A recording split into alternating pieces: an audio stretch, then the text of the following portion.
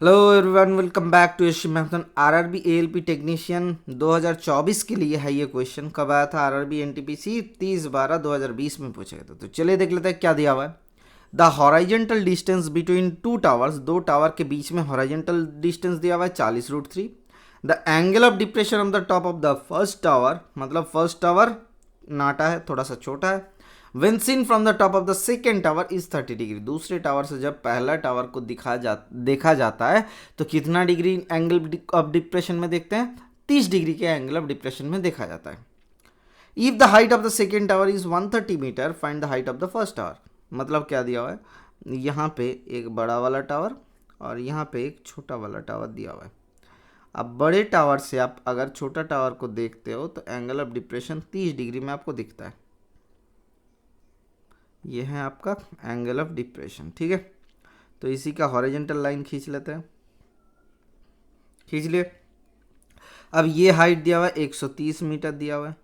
ये tower number 2, ये tower number 1, ठीक है, क्लियर।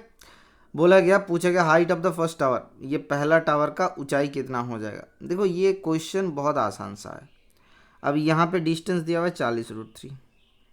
अब ये 30 डिग्री तो ये भी 30 डिग्री होगा, क्योंकि दो अगर पैरेलल लाइन है, मतलब समांतर लाइन को अगर कोई वेदक यानी कि कोई लाइन अगर उसको इंटरसेक्ट करके जाते हैं तो ये जो एंगल होता है ये दोनों सेम होते हैं, ठीक है। ये एक फंडा है। अब थोड़ा सा पढ़ लो।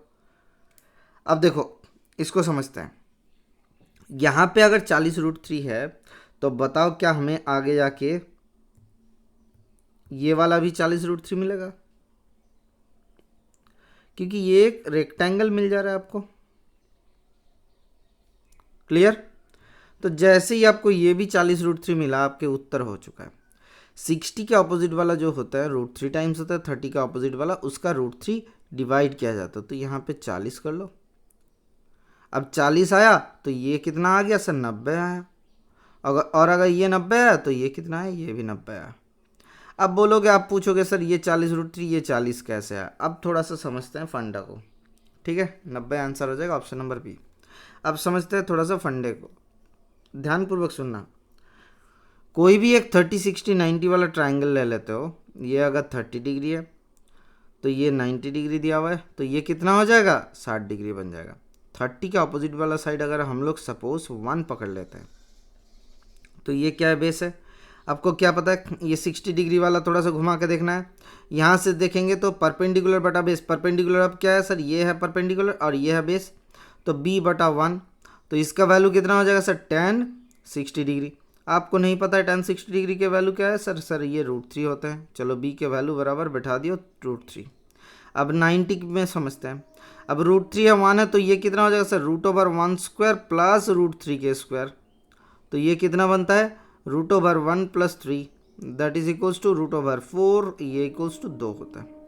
ध्यानपूर्वक याद रखना, 30 का अपोजिट वाला साइड अगर 1 होता है तो 60 का अपोजिट वाला साइड उसका √3 गुना हो जाएगा, और 90 का अपोजिट वाला साइड 30 का अपोजिट वाला साइड के दुगना होता है।